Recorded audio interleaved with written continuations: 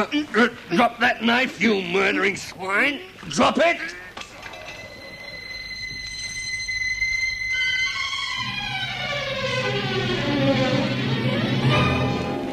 Passage of the Tangmar.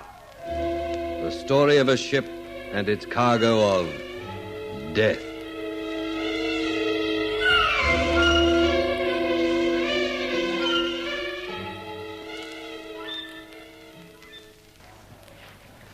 Now, supposing we have a look at you, my friend.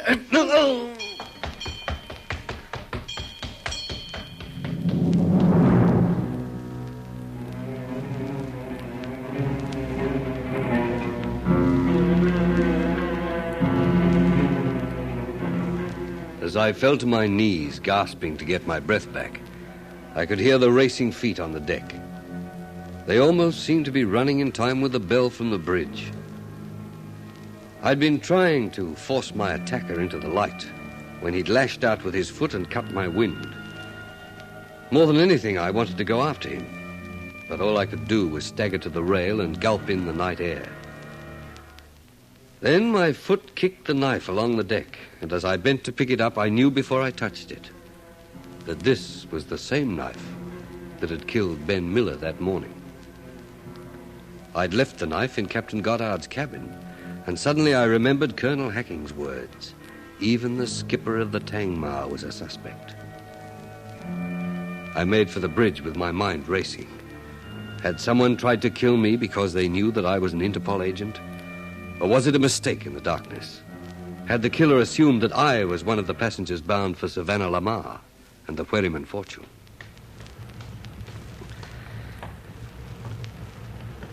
Little late, aren't you, Kendall? Captain Goddard, if the person who tried to knife me on deck just now had got away with it, What? What are you talking about? This. Why, that's... But it couldn't be. It's the knife that killed Ben Miller, Captain. There's a nick here in the handle. I noticed it this morning. But when I left my cabin, that knife was on the table. Do you lock your cabin? I've never found it necessary. I trust my crew, Well, Kendall. I don't, Captain. Not when one of them tries to kill me. Did you see him? Not clearly. I couldn't make out his face, but he was wearing a seaman's vest. I felt it as we struggled. Thompson, arrange for Mr. Harris to take this watch. I'll take over myself at midnight. Right, Skipper. You better come down to my cabin, Kendall. You look all in. Yes, come in. Oh, why, Miss Challoner, is something wrong? Please don't send me away, Dr. Lawler. Not until I've talked to you. Oh, here, sit down. Crusty old bachelors like myself never send a pretty woman away. You've saved me from my own company, and for that I'll be very grateful. Now, what is it? I want you to tell me what's going on aboard this ship. Why did Mr. Kendall summon all of you to the lounge this afternoon? I can't get anything out of my father. Miss Challoner, your father's right. There's no need for you to worry. We've had a little trouble, that's all, and Mr. Kendall was trying to straighten it out. If it concerns my father, I have a right to know. Then I think you'd better wait until he tells you, don't you? Dr. Lawler, it's bad enough my father treating me like a fool, but do you have to do the same thing? Oh, now, wait a minute. I know that Mr. Miller is dead. You do? I think everyone on board knows. I've heard it from at least 3 of the crew. But what has it got to do with Daddy? Well, nothing really, except that, like the rest of us, he's going to Jamaica. After all, everyone on board is a suspect if it comes to that. I never heard anything so ridiculous. I think it's like Mr. Kendall's cheek to accuse people. Now, listen to me, young woman. Dirk Kendall hasn't accused anyone. But murder is a serious business. All he wanted to know was where each one of us was at the time of the murder. Did my father say where he was? Well, as I remember, he invited Mr. Kendall to find out. And then came down to my cabin in a fiendish temper. Now, look, Miss Challoner, if this murder isn't solved, then the Major will have to answer all kinds of questions when we reach Papeete. Or perhaps not until we get to Jamaica, but the questions won't be as tactful as Kendall's were. Now, I suggest that you advise your father to cooperate for all our sakes. But it's unthinkable. Oh, I don't like it much either. But aren't you forgetting the important thing? Miller was killed by someone on this ship. When did it happen? At about 6 o'clock this morning. 6 o'clock? Yes. No, I expect that, like the rest of us, Major Challoner was curled up in his bunk fast asleep. But he wasn't. He wasn't? Dr. Lawler, I didn't mean that. It's just that he must have been in his cabin. I mean, where else could he be? Yes, exactly. Where is your father now, Miss Challoner? I'd rather like a word with him, if I may. Oh, please don't. If he thinks that I've said anything, then it'll only make it more difficult. Anyway, I don't think you'd find him. He said he was going to take a stroll around the deck. Now, look here. If your father wasn't in his cabin this morning, where was he? I don't know. And I don't want to talk about it, Dr. Lawler. I must have made a mistake about the time. Good night, Doctor. Yes. I think the sooner you and I have a talk, Major Challoner, the better. That's the story, Captain Goddard. Either the person who attacked me was out to prevent this investigation going any further, or he mistook me for one of the beneficiaries. You say you'd been walking with Lee Blake just before it happened? Yes, he left me when I started towards the bridge. Did you see him go below? I didn't wait to see him. But it wasn't Lee, if that's what you're thinking. And it's about time you stopped trying to protect your crew at all costs, Captain Goddard. I've spent my life at sea, Kendall, and I've never known anything like this to happen to a command of mine.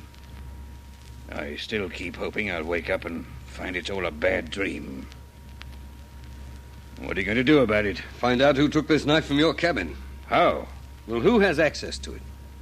My steward. Do you want me to get him in? No, I'll see him later. You didn't tell anyone else that I was with Interpol, did you, Captain? What do you take me for, Kendall, a fool? Of course I didn't. Well, then you and Lee Blake are the only two who know that. Did you tell Blake? What for? Oh, he knew before he came aboard. You see, we'd met before, when I was on another assignment. That's why I trust him. Oh. Then that leaves me, doesn't it? Well, you couldn't be on the bridge and on deck, could you? This business gets crazier and crazier. You'd think that a sixth part of £1,000,000 would be enough for anybody. Yes? Oh, yes, Sparks. What is it? The information Mr. Kendall was after, sir, from Jamaica. Oh, thanks. It's all here, sir. Oh, Sparks, there's no need to talk about this, right? Right. That's all. Weather report's good, sir. Fine. Skipper, is there any truth in the rumor about that passenger? A man named Miller? Where did you hear that? It's all over the ship, sir. Everyone's saying he was murdered. Oh, they are they? Well, tell him to... Yes, it's true, Sparks. Now get out of here. Yes, sir. Yeah, I should have known it couldn't be kept quiet. Well, anything there, Kendall? I don't know, Captain Goddard. Just let me read through this, will you? Challoner? Major Challoner, is that you? Yes? Oh, do you mind if I have a word with you? If you must. I didn't think there was another passenger who'd have the courage to face this deck after nightfall, bearing in mind what happened to Miller. Seemed like a good time to be alone, but I see I was wrong. Yes, the wake looks exciting at night, doesn't it? My favorite spot on deck, too. Standing here at the stern rail. It's like watching the past. Nothing you can do can bring it back. Gone. And back there, where you lost sight of it, it's as if the screws had never been there at all. It's like life, Doctor. Already it's as if Miller had never been. Oh, you think so? No, there'll be the usual rigmarole of questions and answer, but in the long run, it doesn't matter. All the questions in the world won't bring him back. I've got a question for you, Major. Another amateur sleuth, eh? Well? Where were you at 6 o'clock this morning? In my cabin, where else? I don't believe that. Are you calling me a liar? I don't want to. I was in my cabin, Dr. Lawler. If you don't mind, I prefer my own company. Good night, Major Challoner. You leave me no option but to inform Mr. Kendall of what I know.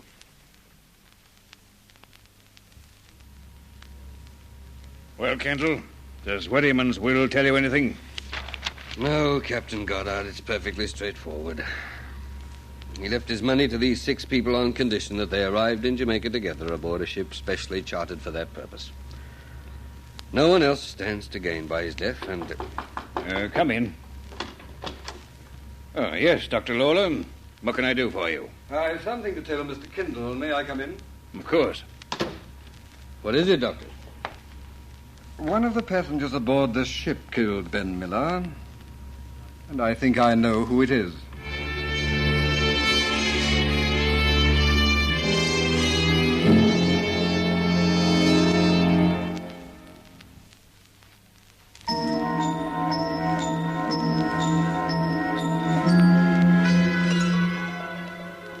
As Dr. Martin Lawler spoke, I found myself thinking again of the passengers.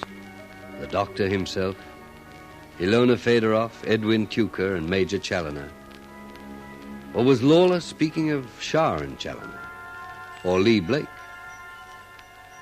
As Goddard and I waited for the doctor to go on, I could hear the steady, rhythmic beat of the engines that propelled us forward to Jamaica in this passage of the Tangmar.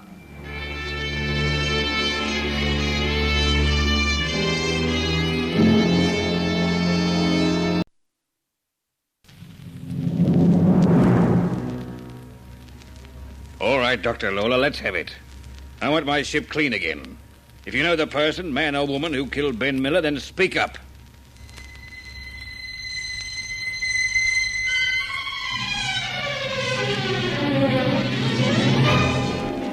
Passage of the Tangmar. The story of a ship and its cargo of death.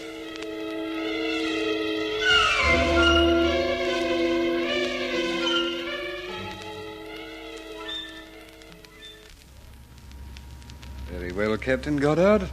As you know, Major Challoner was in England with the rest of us when Peter Slavin was killed. But at 6 o'clock this morning, he wasn't in his cabin. It's my belief he was on the boat deck stabbing Ben Miller to death.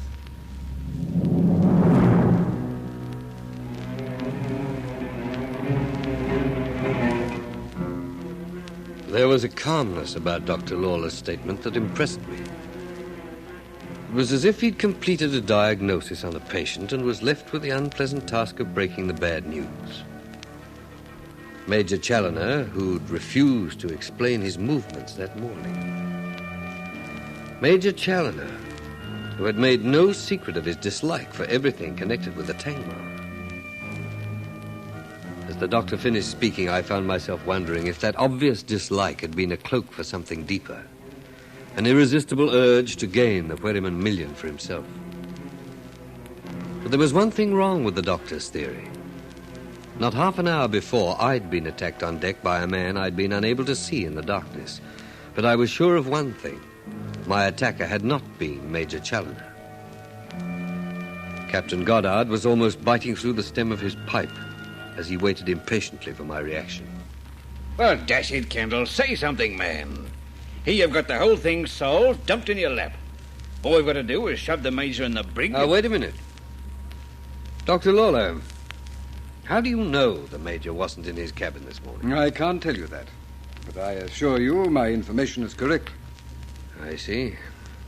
Have you spoken to the Major about this? Yes, just now on deck. That's why I've come to you. When I faced Challoner with what I knew, he claimed he was in his cabin. I believe he was lying. Well, that's all very well, but who told you this? Come on, Lawler. Sooner or later you'll have to tell us, you know. Then I'm afraid it will have to be later. You saw the Major on deck. Have you any idea how long he'd been there? Oh, some little time, I imagine. I was talking to to one of the passengers who told me that he was on deck. And how long ago were you talking to Miss Challoner? Oh, about half an hour, I suppose. I didn't say it was... But it was Miss Challoner. And it was Miss Challoner who told you her father wasn't in his cabin this morning. Is that right, Doctor? Yes, for an amateur sleuth, you're pretty quick off the mark, Kendall. She let it slip and then tried to cover up. And if Major Challoner were on deck half an hour ago, he must have heard the struggle when I was attacked, Captain Goddard. You were attacked? By a fellow with a knife. I couldn't see him, but I was pretty sure until now that it was one of the crew. Anyone could put on a seaman's vest, Kendall. When was this? About half an hour ago. Did you say the Major was still on deck? Yes. I think it's time I took the gloves off with that gentleman. Oh, don't worry, Doctor. I'll keep Sharon Challoner's name out of it. Ah, your drink, Miss Fedorov. Thank you. I'm amazed to find such a civilized drink as vodka on this ship. Oh, we don't usually carry it, miss, but, I believe it was fixed up before we left. Orders from Jamaica. The passengers were to have every comfort. Wonderful. I don't know how you can be so calm, Miss Fedorov, sitting there drinking That's when... all, steward. Right, miss? There is no need to let the crew see how frightened you are, Mr. Tucker. Oh, steward, Yes, miss? what is your name? Henry, miss. Well, Henry, I should like you to attend to my needs for the rest of the trip. You can start by tidying up my cabin. Yes, miss. I feel that a good-looking steward is so important, don't you, Miss Challoner? I've never really thought about it. No. No, I don't suppose you have. Or if you have, your father would see that such thoughts were never aired more than once. Miss Fedorov. To you, my dear. You know, if you would only take the trouble, you could be such an attractive child. I think that's a most unpleasant thing to say, Miss Fedorov. So, at last, we hear our frightened little passenger in a new role. Oh, it is a change. You found a protector, a champion, Miss Challoner. Haven't we got enough on our minds without being unpleasant to each other? I've no doubt you have a great deal on your mind, Mr. Tucker. Tell me, why is it that you found the courage to leave your cabin tonight and join us in the lounge? I should have thought that after the affair of poor Mr. Miller, you would have locked yourself in. Well, it's nice in here. Company. Oh, how flattering. Doesn't it matter to you at all, Miss Fedorov, that this man was killed? It means that I am much richer, that's all. I didn't kill the poor fellow. And poor Mr. Tucker is so frightened of his own shadow, I can't see him in the role of murderer. Can't you? Can you, Miss Challoner? Mr. Tucker, don't take any notice of her. Ever since I came aboard, Miss Fedorov... Ilona, please. Miss Fedorov sounds so formal. Miss Fedorov, ever since I joined this ship, you've made fun of me. I'm frightened. I'm very frightened. Not for the reason you think. I did kill someone once. Mr. Tucker. Oh, don't be alarmed, Miss Challoner. I've stayed in my cabin only because I know perfectly well that the police would regard me as an obvious suspect. You see, I've been in prison. Oh, very interesting. You have quite an imagination, Mr. Tucker. Edwin. You can find out if I'm telling the truth very easily, Miss Fedorov. You've only to ask Mr. Kendall and Mr. Blake. They know. Oh, imagine. A killer who falls overboard. Oh, very funny. Or have you made up your mind yet that one of us pushed you? Oh, don't keep making fun of me, please. I'm not very proud of what I did in the past. I have to live with it. What did you do? You don't have to tell us. That I do. You'd find out anyway. My first wife. I poisoned her. Yes. I imagined that you wouldn't have the courage for anything else but poison. I loved her so much when we were first married. But she made fun of me. She made fun of me, too. She never stopped. It was always what a funny little man I was. And then, as the years passed, I knew that she'd begun to hate me. She didn't even try to please me anymore, not even in little things. It's just that I think table manners are so important. And she knew that. She used to enjoy upsetting me at the table. Mr. Tucker. It doesn't matter now. It was the way she ate her soup that proved the final straw. Noisily, day after day, and watching me to see if I was noticing, and then laughing. If you'll excuse me, I think I'll go to my cabin. Mr. Tucker, are you married now? Yes. Does she know? Yes. And she doesn't mind being married to a poisoner? No. Oh, before you go. Yes. I promise you that we shall all watch our table manners very carefully, just in case. Good night, Mr. Tucker. Good night.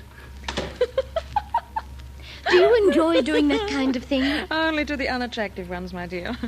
Oh, are you going? I'd like to keep my temper. Then as you pass my cabin, would you tell Henry that I'm ready for another vodka?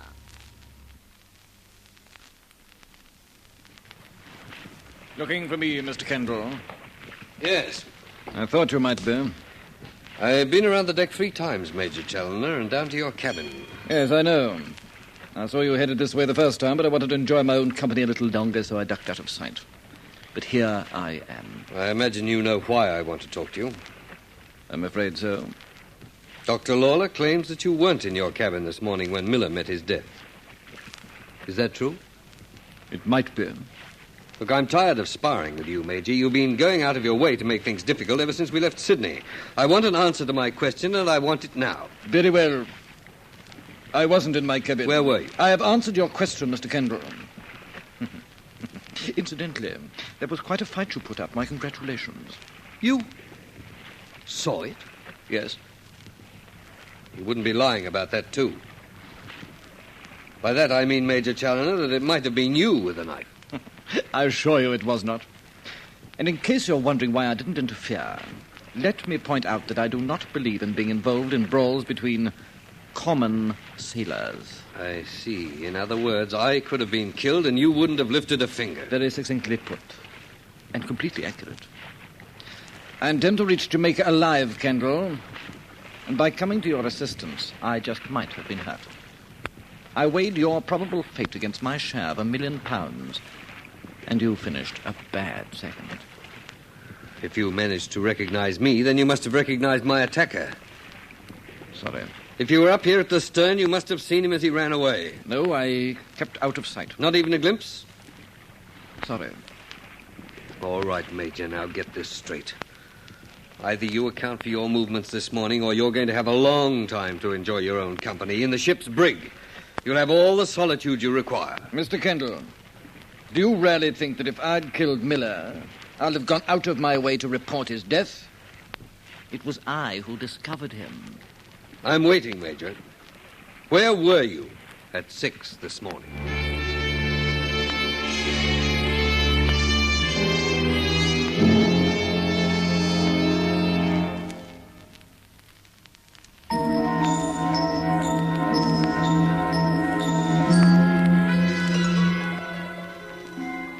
In the dim light, I watched Major Challoner's pale, lined face as he leaned over the stern rail, seemingly immersed in the creaming wake.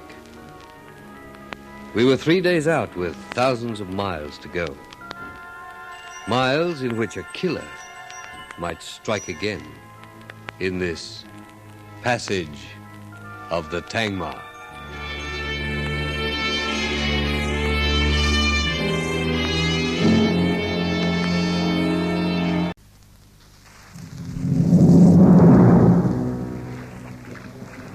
Mr. Kendall, I told you before to stick to the thing you know. You're the first officer of the Tangmar, and as such you have no right to query any movement of mine. At 6 this morning, I was minding my own business. It's now just after 9 p.m., and I suggest you do the same. Good night.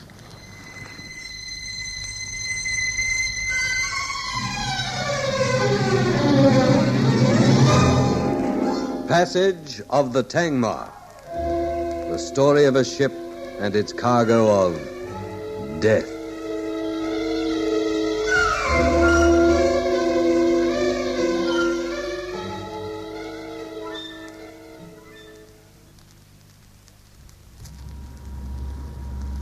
So that's his game, is it? Well, if you don't want the Major to know that you're with Interpol, you better bring him to see me, Kendall. As captain of the Tangmar, I've a right to know exactly what that ex-brass hat thinks he's playing at.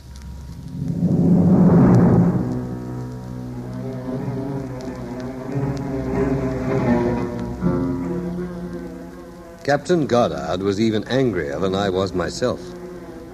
But in the back of my mind, I couldn't help feeling that Challoner was innocent. The Major's cold-blooded determination to arrive in Jamaica and collect his share of the Wherryman fortune impressed me more than anything else. I couldn't see him prejudicing that by murdering anyone. To him, with years of half pay to remember, a sixth and now a fourth share of $1 million would be money enough. I was with the skipper in his cabin and leafing through the pages of the Wherryman will as he paced up and down, his teeth clicking almost like castanets on the stem of his worn briar. Well, what are you waiting for, Kendall? Go and fetch Major Challoner in here. Let's go through this will first, Captain. While that murderer moves freely on my ship? Are you out of your mind, Kendall? It won't take more than a moment or two. Plenty of time to get Challoner. After all, he can't go anywhere. Listen. You said that the will looked perfectly straightforward. It was very good of Brancher, and Smith to go to all this trouble. Will you please get Challoner in here, or do I have to go after him myself? Hey, Skipper, take it easy. He'll be here. How do you know? To complain of my impertinence, I should think. Oh. Can't see him missing an opportunity like that. It's the thing that's fascinated me all along with this case. What? The reason that Victor Wetterman chose these 6 people to inherit his money. Has it got it there? Yes. Listen. Well, this is the last will and testament of me, Victor Arkwright Wetterman, etc., etc.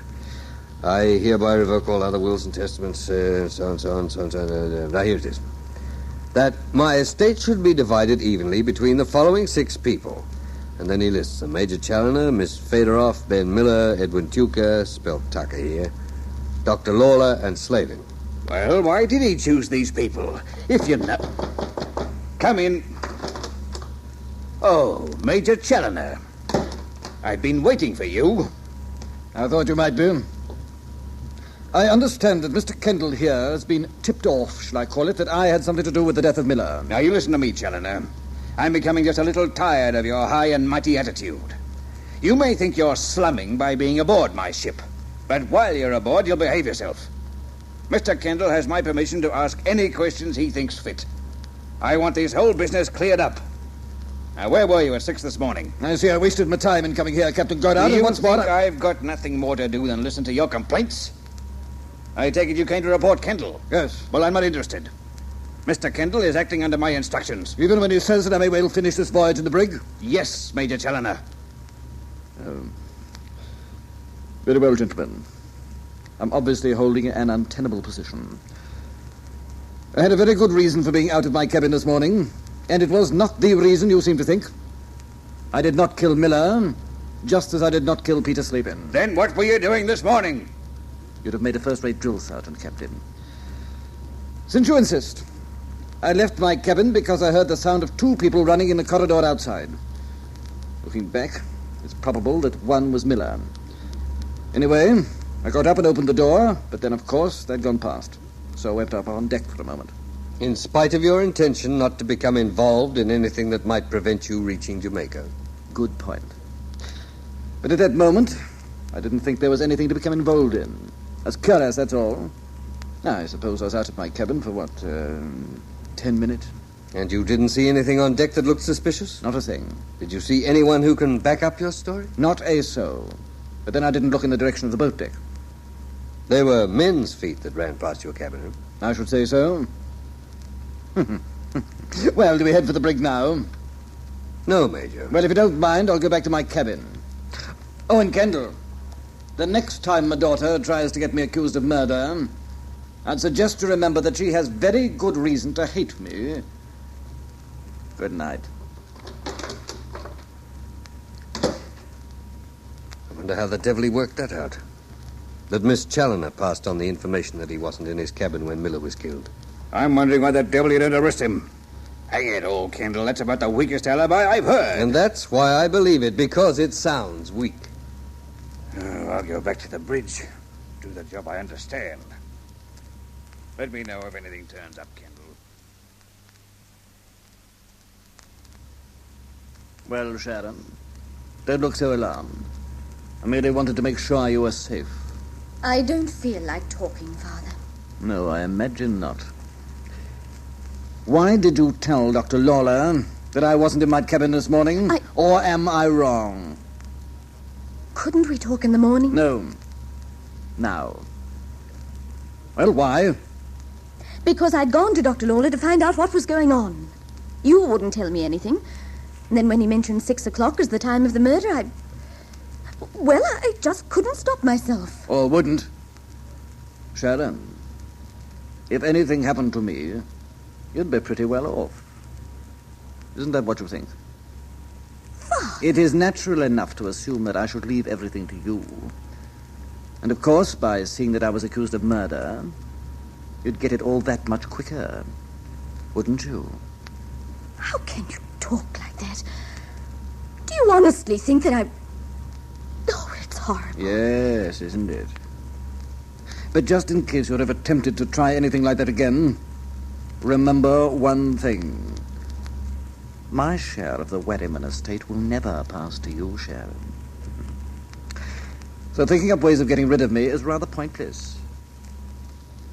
Good night, my dear. Pleasant dreams. Pleasant dreams. But for Pete's sake, man, everything points to the guy. He's not in his cabin when the murder takes place. He's on deck tonight when you were attacked. Just how much proof do you want? Listen, Lee, all right, so I arrest the Major. Then if my theory is correct, I'm merely inviting the real killer to pick his time and place again. What? Well, how do you work that out? Well, I'll tell you, if he was confined in the brig, I think Major Challoner would be the next on the list. Well, of all the cockeyed hunches... I don't think so. Supposing our killer is a member of the crew, at some time he'd be bound to draw guard duty on the brig, and he'd be alone with the Major. You see? Yeah, but I thought you decided that one of the passengers must be guilty. Well, they're the obvious suspects, Lee. Well, I don't figure it at all. Here you are, going out of your way to protect a man who'd stand by and let you be knifed rather than raising a finger. That's mainly the reason. The Major told me himself nothing is going to stop him reaching Jamaica. The man who's been on half pay for years, $600,000 is a peak. He doesn't want more. But he's getting it now, isn't he? $250,000? And so are the others. Ilona Fedorov and the doctor and our convicted prisoner, Edwin Tuker. Well, for my money, you can write him off. I've never known a poisoner to use a knife. It wasn't Tuker who attacked me on deck. That's what I'd like to know. Why were you attacked?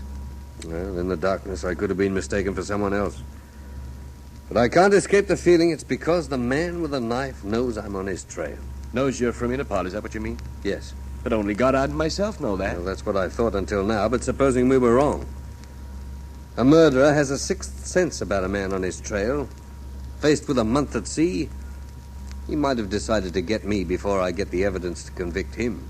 Well, I guess I'd better stay pretty close to you, Dirk, just in case. You won't be watching me any more carefully than I will myself, but thanks anyway.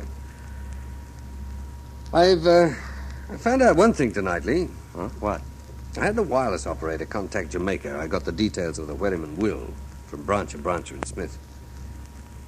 I know why the old boy chose these 6 people. But we know about Dr. Lawler and the Major. Yes. They're the only 2 who remember Wetterman, and their stories are true. Lawler did operate on Wetterman in England, and the Major did meet him in India. Uh-huh. And the others? Well, listen. To Mr. Ben Miller, who probably will not recall ever meeting me, I leave a 6th share of my estate for the following reason. Traveling in 1937 from Bathurst to Sydney by car, I met the above-named gentleman who was, to use the correct term, humping the bluey. I gave him a lift, and as we traveled, he stole my wallet. Shortly afterwards, the car broke down, and due to Mr. Miller's mechanical ability, we were able to resume our journey. I was so gratified that I told Miller he could keep the wallet, which he then handed back, saying that if he was that easy to pick, he was in the wrong line of business. My admiration for Ben Miller stems from that moment, and since his pride in his artistry was greater than his desire for my wallet, I leave him enough to obviate any necessity to steal again. Signed, Victor Wherryman. And now Miller's dead? The amateur, he called himself. He only had to reach Jamaica alive to be on Easy Street for the rest of his life. Well, it's no good blaming yourself, Dick. No. I fell into a trap, Lee. I didn't think the killer would strike so soon. I was caught off guard, and Ben Miller paid the price. You know, when I find that murderer, it's going to be pretty hard to remember that Colonel Hacking wants him alive.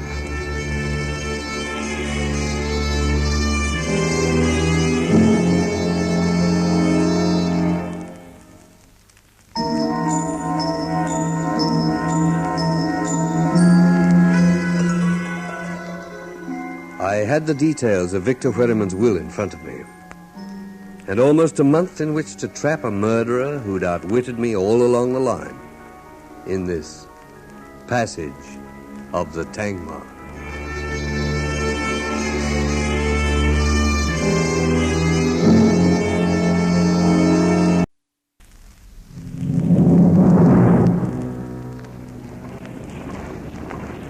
Just listen to him, will you, Andy, lad? Engines built by the Scots and nursed by a Scotch engineer. Is it any wonder that they run so sweet, eh?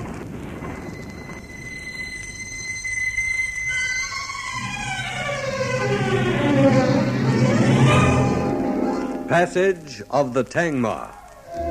The story of a ship and its cargo of death.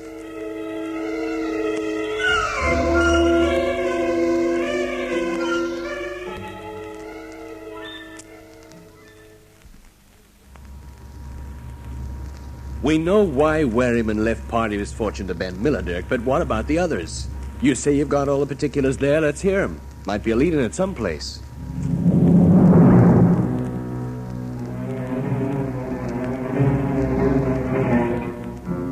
It was after 10 on our third night out from Sydney.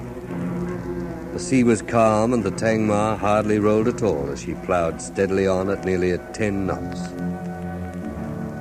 We'd come almost 800 sea miles, and in that time Ben Miller had been killed, and I'd come within an ace of death myself. There was still the unexplained mystery of Edwin Tuker going overboard. But if the little man couldn't or wouldn't remember whether he'd been pushed, there was nothing I could do. I was talking with Lee Blake, the American who was aboard to protect his father's interest in the Tangmar. And while my thoughts went back to the knife that had killed Ben Miller and had also been used by my unknown attacker, I looked down again at the details of the beneficiaries I'd received from Brancher, Brancher and Smith in Jamaica. Perhaps Lee was right. Maybe we would find a clue in Wherryman's reasons for leaving his £1 million to these passengers on the Tangmar. Well, go on. What have you got on Miss Fedorov? Oh, not much. But here it is. To Miss Ilona Fedorov, who should remember me very well since we traveled from Hong Kong together by ship in 1938, when she was going to Australia as an immigrant and... Was something wrong, Lee? Oh, go on. I leave 1/6 of my fortune because of Miss Fedorov's devotion to her ailing parents. I was relieved to find that in spite of the many attractions of shipboard life, this young woman of 17 years should prefer in this modern age to discharge her duties as a daughter. Her care and attention to her father and mother were a constant reminder to me that the younger generation is capable of proving we oldsters wrong when we say young people are not what they were. Signed, Victor Wherryman. Doesn't sound like the same Ilona, does it? What are you getting at? Well, she told me a story that her parents died in China. Now, why would she do that if, as she now claims, she brought them with her? And another thing, according to Ilona, she came to Australia after the war. Well, there's something else, too. She denies ever knowing Victor Wherryman. Why? Oh, I think there's a simple enough explanation, Dirk. Well, let's have it. Well, if she came to Australia in 38, that's 21 years ago, and she was 17 at the time, it's obvious that Miss Fedorov is a little older than she would have us believe. Well, what's that got to do with her denying that she remembers Victor Wherryman? Well, I think if she admitted it, she'd have to admit that she's not quite the tough baby she pretends to be. You know, I find myself liking Ilona Fedorov more than I thought possible. Well, this story about her parents dying in China... At the time, I had the feeling it was a very practiced line. I dare say she's told it so often she almost believes it herself. You going to mention this to her? Not for the moment. Because she's lied doesn't make her out to be a killer. Someone on this ship is. Listen, Lee, I've got 2 jobs. One to find a killer and the other to protect these passengers. Yeah, sure. You know, she doesn't look a day over 30. I thought we were going through this stuff to look for clues. Of course, she was in England when Slavin was killed.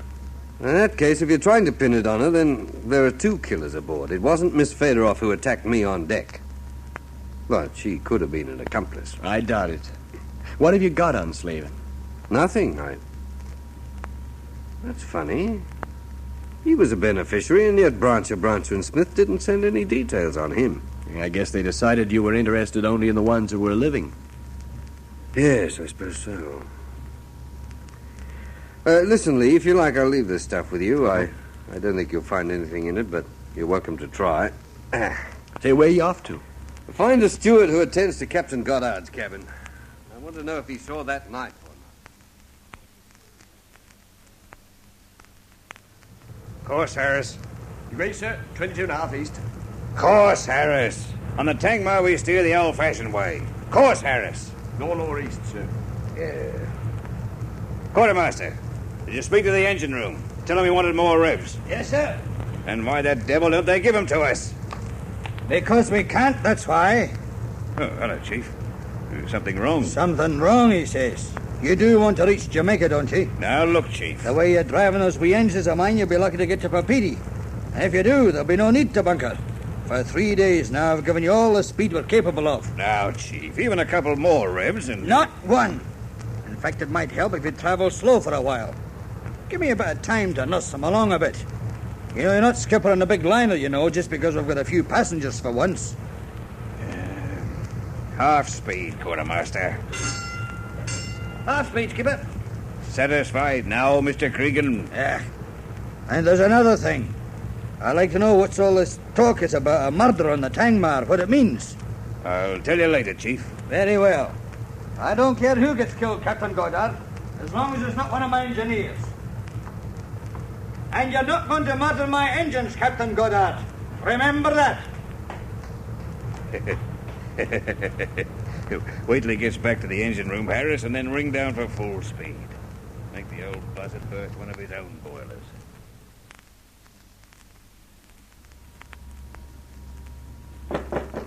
Mr. Kendall, are you in there?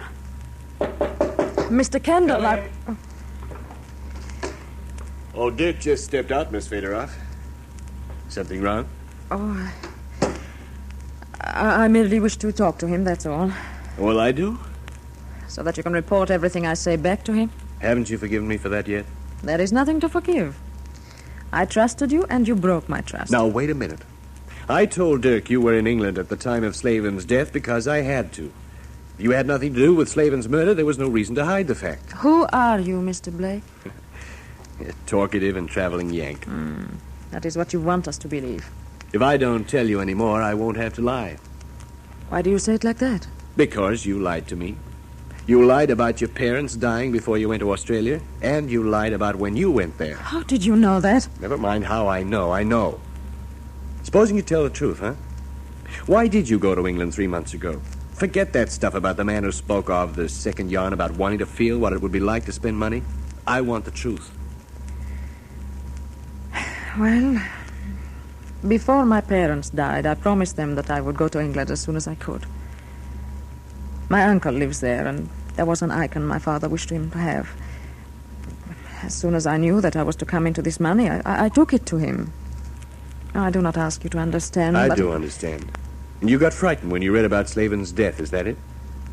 Yes. Well, why should you be, if you had nothing to do with it? No, I didn't. But how can I explain to you that the fear of men in uniform that lasts long after there is no need to fear? I grew up with that fear.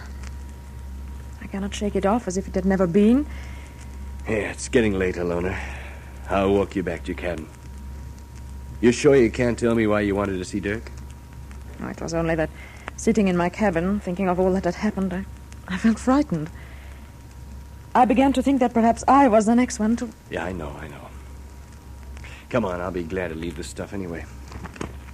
Are you making out a report? No, I've been reading one. Say, did you like Victor Wherryman, Alona? He was very kind to me. A charming old man with a little white beard. Until I met him, I'd never known the meaning of the phrase English gentleman. He seemed part of a lost era, even as far back as 1938.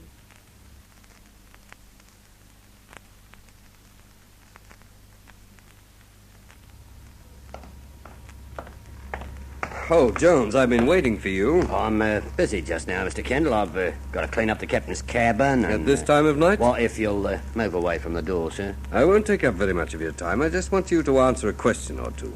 Is it about the murder, sir? Not actually, no. I left a knife in Captain Goddard's cabin. Knife, sir? Knife. K-N-I-F-E. I thought you might have seen it. Oh, I haven't been near the cabin tonight, sir. I didn't say when I left it. You... How did you know I was talking about tonight? Well, come on, Jones. Well, I thought you meant tonight, sir. I just... Have you been on deck in the last couple of hours? Mr. Kendall, Have you, Jones? No, sir. And, of course, you didn't see that knife. No, sir. Do you mind if I ask you one more question, Jones? Sir, I'm very busy. And yes, I know that, but how did you get that bruise on your cheekbone? Someone tried to kill me tonight, Jones, and he was about your size. During the fight, I managed to hit him in the face.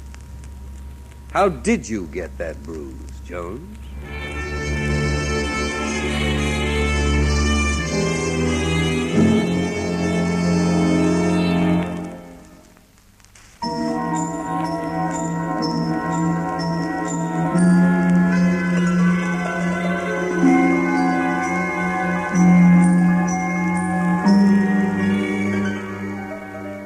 The captain's steward was the kind of man you'd find in a prize ring.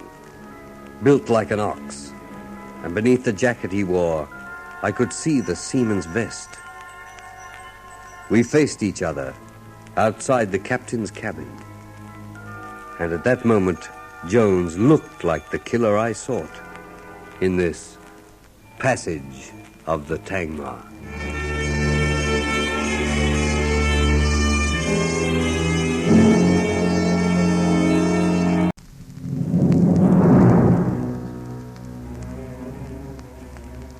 I'm waiting, Jones. That bruise on your face, how did you get it? Well, come on, man, answer me.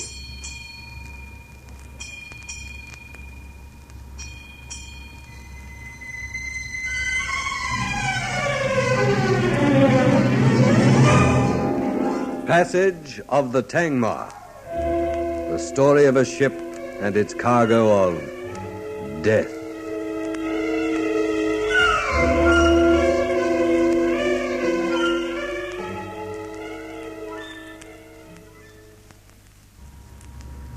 All right, Mr. Kendall, I'll tell you. It was me up on deck. You're right. I'm the man who tried to knife you.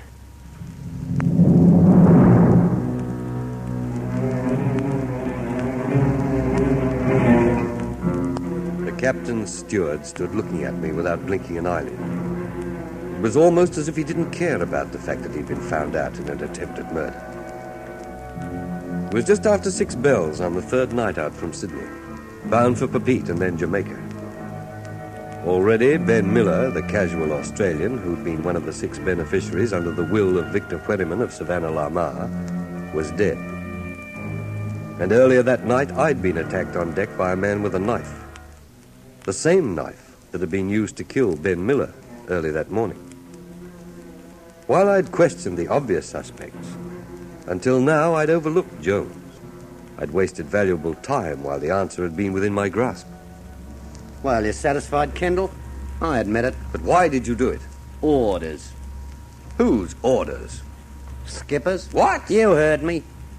Captain Goddard wanted you out of the way, and I said I'd take care of it for him. You must be out of your mind, Jones. Why would Captain Goddard want me killed? You better take that up with the skipper. What about Ben Miller? Was that done at the captain's order? Now, listen, Mr. Kendall, I don't know anything about that bloke Miller's death, so don't try and pin it on me. Maybe we'd better go up to the bridge and see Captain Goddard, and then we... Me, Kendall? Yes, sir, I do. Mind if we step into your cabin? Oh, come in. Don't let's make it into a session, though. I'm tired. Here, sit down. Oh, trying to persuade Keegan to give me a few more ribs is more exhausting than piloting the Tangmar through a hurricane. And what's the trouble? Well, go on, Jones. Let the skipper hear what you told me. He knows, Skipper. About tonight. Knows what? What the devil are you driving at? Oh, don't try and back out on me now, sir. The knife business, remember? You told me to take that knife that killed Miller and do a job on Kendall. What in tarnation are you talking about? A plan to get rid of Mr. Kendall. You got a short memory, ain't you, Skipper? Why, you... Get up, Jones. You wharf rat. Get up off the floor and I'll beat the living daylights out of you. Now, let him alone, Captain Goddard. Beating up Jones isn't going to help either of us. It's going to help me a lot. Why, that lying rat. You don't believe this, do you, Kendall? I don't want to, sir. But why would he make up a yarn like that? I don't know, but by heavens, I'm going to find out. He been with you long, Skipper? Joined the crew at Tilbury just before we left. Why? You never set eyes on him before? Never. And as soon as we reach Papeete, I'm going to make sure I don't have to again. Yes. All right, Jones, let's have the truth. Why did you try to implicate me in this? Okay, you win. Well, it's all my own idea. The whole thing. But why bring me into it? Well, because I thought Mr. Kendall might stop rushing around asking questions, poking his nose in where he ain't wanted. Well, if he thought you wanted him to keep quiet. Mr. Kendall is asking those questions because I told him to. There's a murderer aboard my ship, and I want him found. Do you understand that? I was only trying to scare him off, Skipper. I wasn't going to hurt him. Well, it didn't look that way to me. If you didn't have something to hide, you wouldn't care a brass razoo about answering any questions. I don't like coppers, that's all. Yeah, I know you, Mr. Kendall. I can smell a policeman a mile off. You might fool some of the people on this ship that you're a sailor, but not me. I've seen too many of you. No, you've got a record, eh? So what? Get him out of here, Kendall, before I... Now, wait a minute. And you thought that because one man has been killed, you'd join the party, too. Is that it? Work it out for yourself. I just don't like your kind, Kendall. Didn't you like Miller either? Yeah, I knew you'd get round to blaming that on me, but you can't because I've got a foolproof alibi. Miller was killed this morning, wasn't he, at 6? That's right. Well, I was in the galley, see, getting some coffee for the skipper. You can ask anyone you like. I was in the galley from about 5 till after 7. The cook see you? Yeah.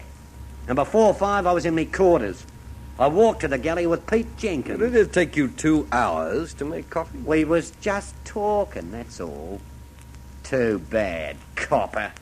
He brought my coffee to the bridge at 7, Kendall. Well, there's no need to lock him up, Captain. I don't think Jones will try anything again. He might as well work his way to Papeete. But he tried to kill you. And threw me off the trail. I started to think there was a connection between the deaths of Slavin and Miller and the attack on me. I should have realized there'd be someone on board who'd recognize a policeman. I can smell them. And get this clear, Jones. You put 1 foot wrong between here and Tahiti, and you leave the ship under guard. I'll prefer charges, and I'll make them stick. You don't scare me. Perhaps not, but I've got bigger fish to fry than a petty criminal who thinks he can scare me off. And there's another thing. Mention to one person on board that I'm with Interpol, and you'll regret it. Is that clear? Okay. You hold all the cards. Now get out. And stay off the deck at night. That's an order. Looks like I gotta thank you, Mr. Kendall. Just get out. Listen, Kendall, you don't think that I... Oh, forget it. I'm grateful to Jones in a way. He explains how the knife was taken from your cabin, and he explains the attack on me. Now I can concentrate on finding who killed Ben Miller. This is an unexpected pleasure, Major Challoner. Since we left Sydney, you have never joined us in here. In 5 days, it is possible to grow very tired of your own company, Miss Federoff. My cabin was starting to give me claustrophobia. I hope you don't hold a grudge against me, Major, but it was necessary to tell Kendall what I knew. I would not be here in the lounge if I held any grudge, Doctor. But I am here about the death of Mr. Miller. You know something? Not yet. And it seems that in the 2 days since Miller was killed, something should have come up. We were saying that just before you came in. Death is an after-dinner conversation. Major, it's no laughing matter. My dear Dr. Lawler, I'm very well aware of that. Mr. Kendall's inquiries don't appear to be producing results. It occurred to me that perhaps we might be able to solve the mystery. How? We each of us stand to gain considerably by Miller's death. We all of us appreciate that, I'm sure. Just as we gained by the death of Peter Slavin. Mr. Tucher, do come in. Good evening, Mr. Tucher. You're just in time to assist us all. Me? In what way, Major Challoner? Simply by being here. Now, we are the 4 remaining beneficiaries. We each of us want desperately to reach Jamaica alive, correct? Oh, yes. I suggest, therefore, that we are faced with 2 alternatives. One, that someone in this room is a murderer. If that is meant for me, Major... My dear Tucher, I have been acquainted with your unfortunate background. I'm speaking only of the present. Oh? If we are all of us sure that we are innocent of the murders of Slavin and Miller, then there is a second alternative. That we form ourselves into a mutual protection society. How, Major? Mr. Werriman's will states that only those who arrive in Jamaica on the Tangmar share in the million he left. 250,000 each. It's more than enough for me, I assure you. I don't see what you're driving at. No? Well, then let me finish quickly. I'm convinced that the killer Mr. Kendall is after is unknown to us. And for some reason of which we know nothing, there's a person on this ship who stands to gain considerably by our deaths. In other words, a person who has been engaged to see that none of us reach Jamaica alive. What? Major, That's preposterous. that sounds horrible. It is horrible. It reminds me of the sniping tactics we encountered on patrol in India. column of men being whittled down, the stragglers being picked off one by one as we are being picked off. Don't say that, Major Chandler, Dr. please. Lawler, instead of accusing each other, as has been the case since we left Sydney, let us pool our information and our resources. We 4 of us stand alone. Our chance of survival will depend on how quickly the murderer is arrested. Agreed? Of course. Good. And this is what I suggest. That we meet here after dinner each night to discuss the day's activities. But if Mr. Kendall is unable to find out anything, how can we? We are 4, Mr. Tucker. At some stage, one of us will be approached by the killer. When and where, I can't say. But any suspicious action by anyone on board must be relayed to the rest of us at once. Don't you think you're being a little melodramatic, Major? I want to live, Doctor. Believe me, I've given this matter a great deal of thought. But how do we signal for help? That is a problem, I agree. I suggest you each take one of these whistles. How many times should we blow? 2 long blasts, Tucker. If they're blown hard enough, one of us should be somewhere close enough to hear. Oh, it seems so silly. Now, look here, I know Major. what I'm talking about, Dr. Lawler. As individuals, we may well go the way of poor Miller. At least this way, we stand a chance. 2 blasts means that one of us is in danger and the rest of us will come to his or her assistance. Like this. Exactly. Blowing that whistle at the right time may save you £250,000. Incidentally, of course, it will also save your life.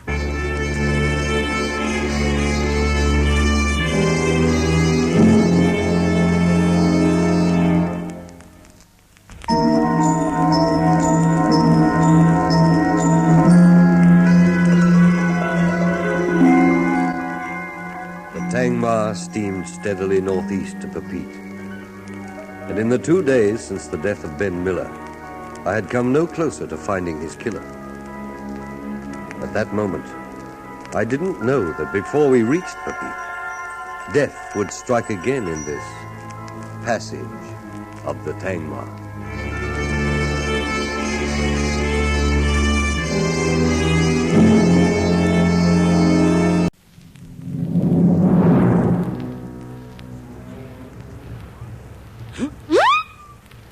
Voice pipe. I'll get it, Harris. Bridge? Reagan, I'm on my way up to talk with you, Skipper. Bad news.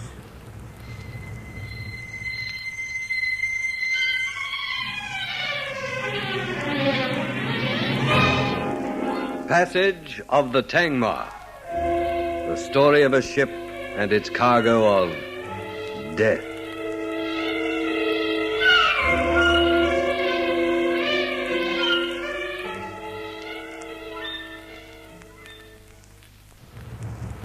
Now listen to me, John Goddard. I know my engines, and I warned you not to push them too hard. Well, now it's happened. There's an oil blockage, and the main shaft bearing is running red hot. I'm going to need time to fix it.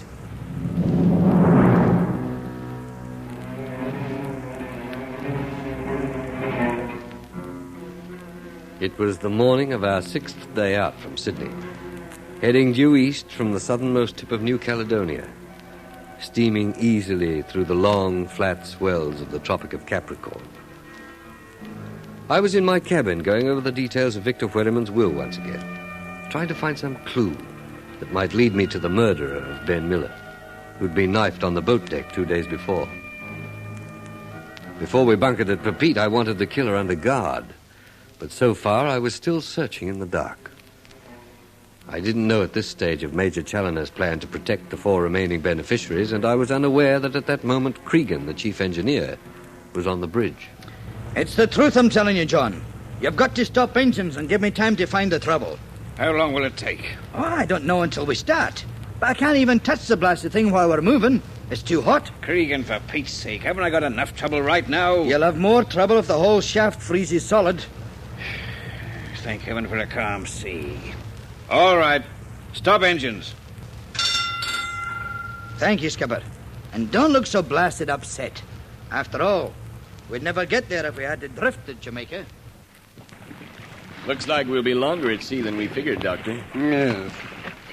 Any idea of the trouble, Lee? Oh, something wrong with the engines. I saw Captain Goddard come storming off the bridge and decided against asking him. It didn't seem like the time or the place. No, I can imagine. Have you heard about Major Challoner's plan to keep the murderer at bay? Boy Scout stuff. Yes, it might work, but I doubt it. Still, at least it meant that the old boy was trying to be sociable. Pleasant change, anyway. Yes.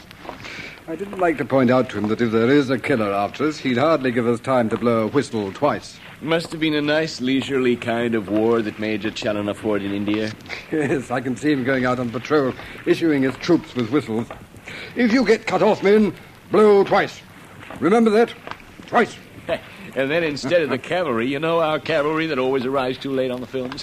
A detachment of the Khyber Rifles will come to the rescue. Yes, must have been sheer bedlam with all those whistles being blown at once. Oh, don't say that. You chaps have got such stiff upper lips you probably couldn't even blow a whistle. Say, tell me, Doctor, what are you going to do with your share of the Wayman estate? Oh, beyond beyond hoping I live long enough to collect it, I haven't even thought. A good point. Do you have any ideas yourself about who killed Ben Miller? Well, if you remember, I was convinced it was the Major. Oh, Dirk knocked that on the head. Said he didn't believe it. Yes, you know, the awful thing is it could be any one of us. I find myself wanting to look under my bunk every time I go into my cabin. Yeah, I know how you feel. 6 days. Well, maybe it's going to be all right now. I mean, nothing's happened for 2 days, has it? Well, I'd say that was largely thanks to Dirk. You may not know it, but he's got you 4 passengers for Jamaica under guard. Oh, yes? To protect us or to spy on us? Yeah, a little bit of both, I guess. You know, on a morning like this, it's hard to think of what happened to Milan. The sea looks so peaceful. Yes, and there's another thing I was thinking. Say, listen. Come on, that came from the stern. In broad daylight. Look, it's the Major. He's lying on the deck. Major Challoner. Major.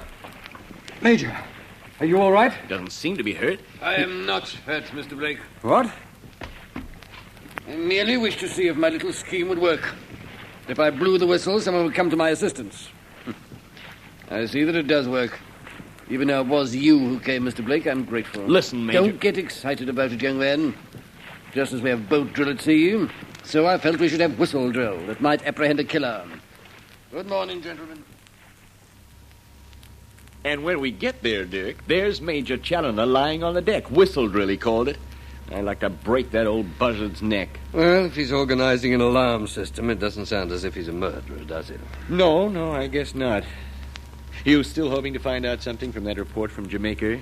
Didn't tell me anything. Well, I like Werriman's reasons for leaving money to Tuka. He was at his trial in Melbourne, heard the little bloke's defense that his wife's manners at the table were deplorable. He says here that anyone should kill in order to preserve a grace of living that is essential in this modern age is almost excusable. And therefore, to this man, Edwin Tucker, whom I have never met, I leave a 1/6 share of my estate, signed Victor Werriman. Yeah, I think Werriman had a pretty morbid sense of humor. You any closer to finding Miller's killer? No. We've proved one thing. That on the 14th of May, the date of Slavin's death, each of the beneficiaries was in England, and each of them left hurriedly for one reason or another. And they must have been aboard the Tangmar when Miller was killed. That's Stuart Jones. Oh, he dislikes policemen. I've met his type before. They've got something to hide. A record. He thought that if he did get away with bumping me off, it would be blamed on Miller's murderer anyway. You don't think it's kind of dangerous, a guy like that walking around free? Not anymore, I don't. Jones will behave himself. He's got too much to lose if he doesn't. Well, I hope you're right. There's only one thing about Werriman's will that puzzles me. This. Yeah, did you read it, this clause? Oh, yeah. What's wrong with it? Should any of the above-named persons sell or wish to sell their share in my estate, then they have my full permission, and providing the purchaser has legal proof of the transaction, then he will be entitled to such portion of the estate.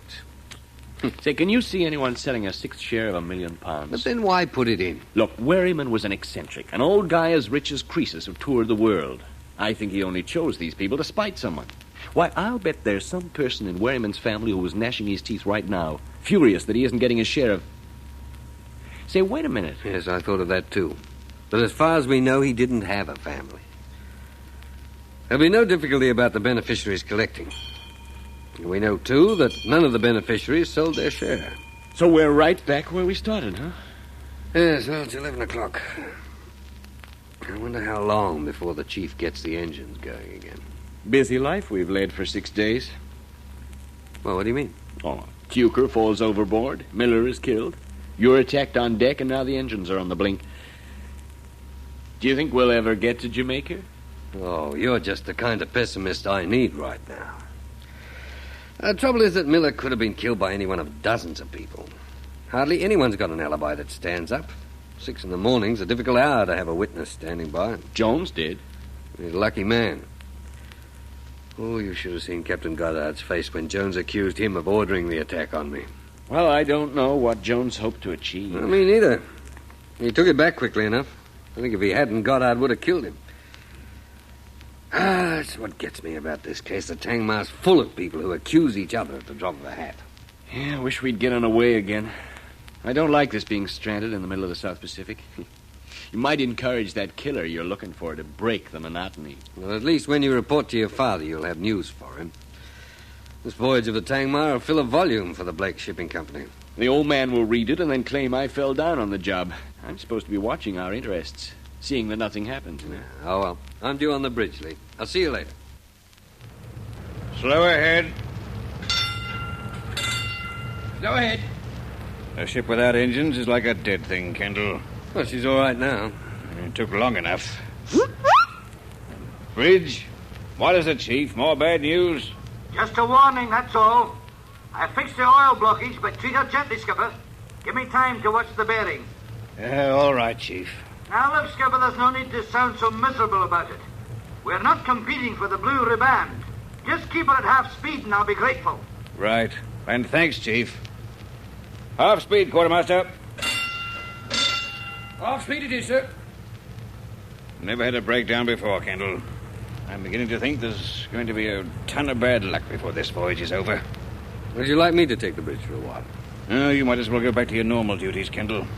You don't seem to be getting anywhere in your investigation. I'll find who killed Ben Miller if I have to go through the Tangmar with a fine-tooth comb. Bring her back on course, due east. Okay, Skipper. I'm sorry, Kendall, but I'm worried. Worried sick. Every time I go below, I expect to hear that something else has gone wrong. When we reach Jamaica, I'll be the happiest man alive. And that's what's beginning to get me down. I want my passengers to be alive, too.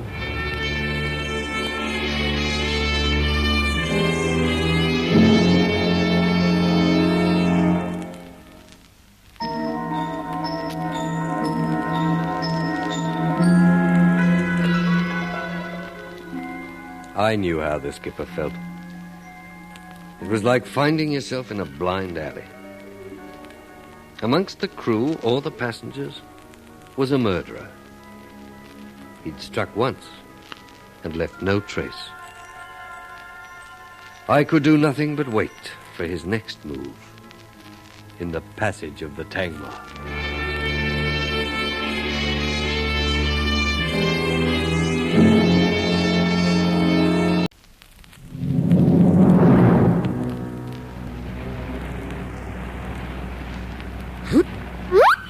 Bridge. Cregan, engines, Mr. Kendall. You can have maximum revs for a spell. Just don't go mad, that's all. Thanks. Full ahead, Quartermaster. Full ahead.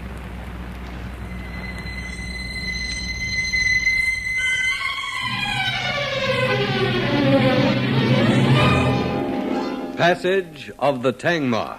The story of a ship and its cargo of death.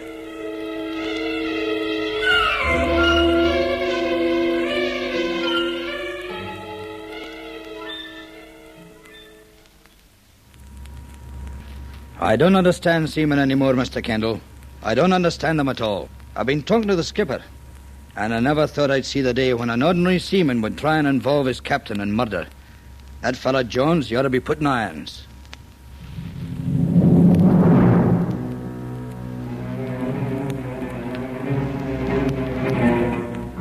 After I'd come off watch, I'd been asked by Cregan, the chief engineer on the Tangmar, to bring him up to date on what had been happening on the ship since we left Sydney. It hadn't made pleasant listening, as I'd listed Tuker's fall overboard, Ben Miller's death, and finally the attack Jones had made on me with a knife. The chief's seamed red face was set in lines of indignation. as I told him of how Jones had claimed Captain Goddard had ordered the attack on me, and the indignation didn't disappear as I went on to explain that Jones had admitted he was lying. That Captain Goddard had had nothing to do with the knife episode. So, we've a murderer aboard, eh? It's not a very pretty thought, Mr. Kendall. You're quite sure it wasn't the skipper's steward, this Jones, who killed Ben Miller? Quite sure. Ah, then who? I don't know. Well, that's 4 days now since Miller's death. You should have found the man by now. I better put you right in the picture, Mr. Cregan. I'm not what I appear to be. Not just the first officer of the Tangmar. I'm with Interpol. That doesn't surprise me. I had a feeling about you when you came aboard in Sydney. I didn't quite swallow that story about the owners wanting you to make this one trip to Jamaica. That's why Jones attacked me. He picked me for a policeman. Wanted to get even with all policemen, I imagine. He's got a record back in England. I see. I could have had him placed under guard, but he may as well work his passage. That's what he's getting paid for. But what I don't understand is this. Did you come aboard expecting this man Miller to be killed? It's a long story, and it began with the death of a man called Peter Slavin 3 months ago on the 14th of May in England. He was the 6th beneficiary under the terms of Victor Wheriman's will. Ah, I see. And all the others are on the Tangmar. 5, and now 4. And if you say they're the obvious suspects, I'll heave you out the porthole, Chief. Of course they are. Staring me in the face. They all stand to benefit by Miller's death. Well, then? I could have arrested Major Challoner like that.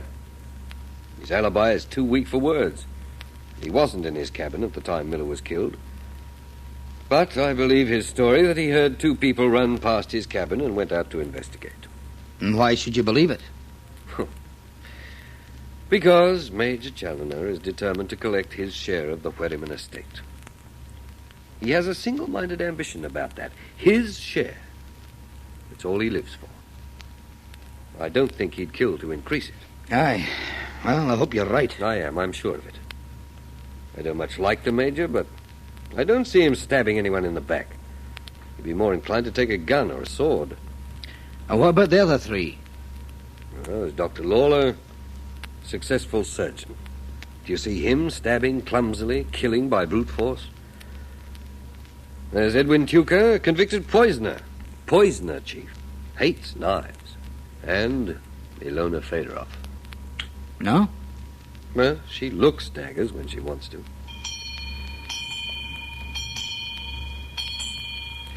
Aye, 4 o'clock. I'd better take a look at those engines of mine. That second engineer is a good lad, but, well, they don't have the same feeling for him, these young ones. I'll keep my eyes and ears open, Mr. Kendall. I'll let you know if I hear anything. Come in. Well, Sharon, this is unexpected. I'd had the distinct impression since our last little talk that you've been avoiding your father. I have. Might I ask why? Father, I want to talk to you. About what? About us. I'm waiting, my dear. I could put up with the fact that you hated me because of Mother's death. I don't feel strongly enough about it to hate you, Sharon, but go on. But I will not be accused of trying to implicate you in the death of Mr. Miller in order to... Oh, that. Why did you tell Dr. Laura that I was out of my cabin at that time, then? I tried to explain. You wouldn't tell me what was happening, and so I asked the doctor. When he mentioned that Mr. Miller had been killed at 6 in the morning, I remembered knocking on your door and finding you out. Before I could stop myself, I blurted it out to Dr. Lawler. It wasn't done intentionally, Father. Just what's all this leading up to? Just this. You hate everyone and everything. The army because you were invalided out with the rank of major instead of staying in for the whole war and becoming a general or something.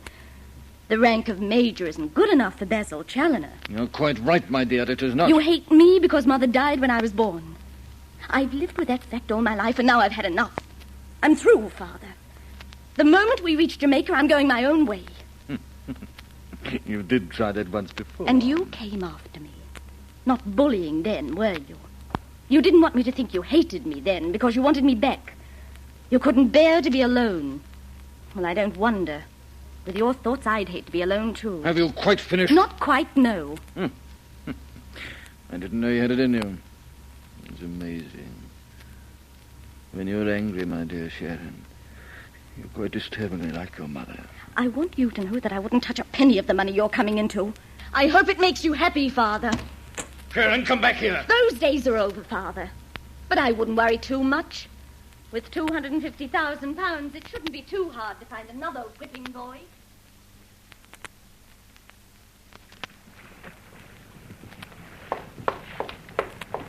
Miss Challoner, you out to set a record for walking around the deck? I'm walking off my temper, Mr. Kendall.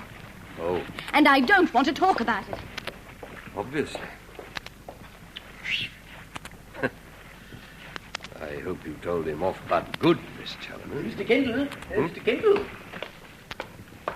Ah, Mr. Kendall, I want to talk to you. Yes, Mr. Tucker? Thank you for getting my name right at last, Mr. Kendall. Is that all you... No. Will we walk? Why not?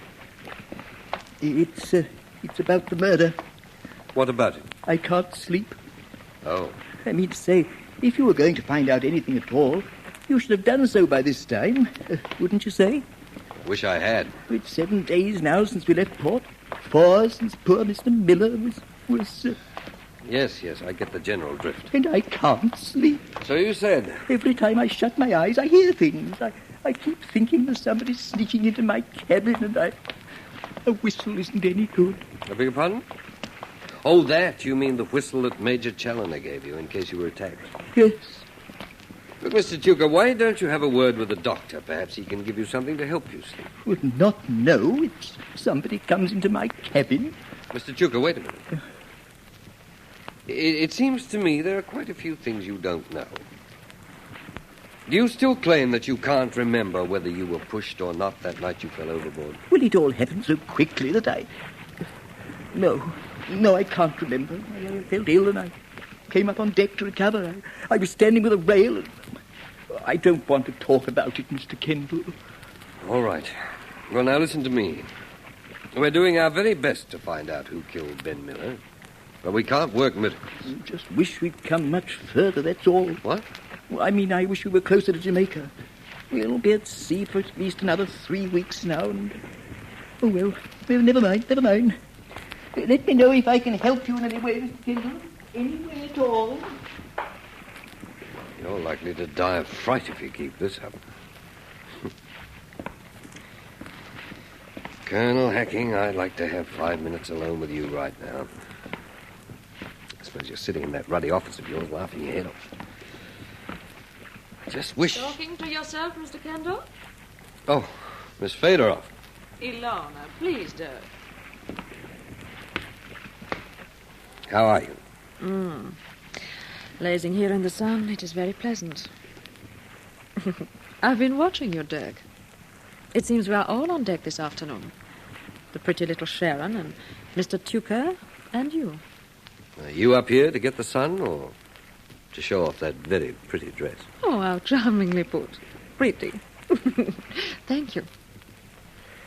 I'm sorry to go back over this, but on the morning Ben Miller was killed, you were in your cabin, weren't you? Sit down beside me, Dirk.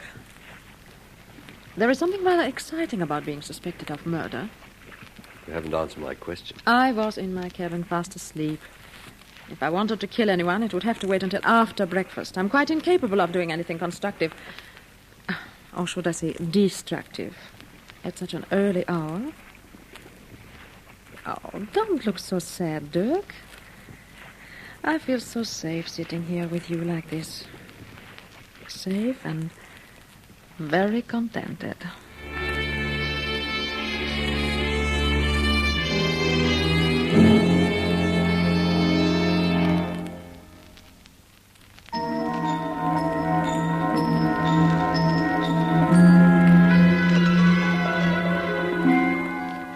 I'd realized Ilona Federoff was beautiful the moment I'd seen her coming up the gangplank back in Sydney Harbor. But 7 days at sea had done her no harm at all. Her auburn hair was loose on her shoulders, and the long, slim legs were distracting as she leaned back in the deck chair, laughing at me and my search for a murderer in this passage of the Tangmar.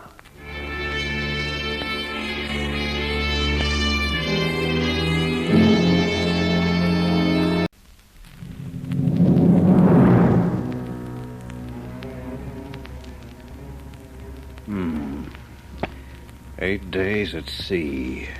Course east for Pepite.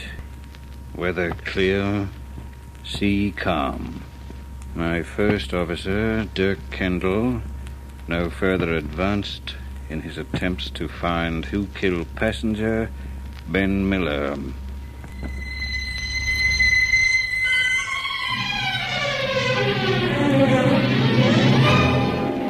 Passage of the Tangmar.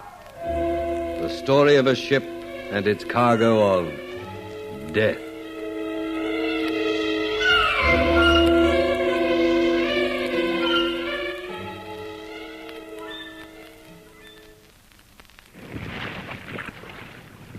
Of course, Dirk, you're overlooking 2 suspects, are you not? Admittedly, they are not going to Jamaica to share in the Wherryman estate, but they were on the ship with the rest of us when that poor man Miller was killed.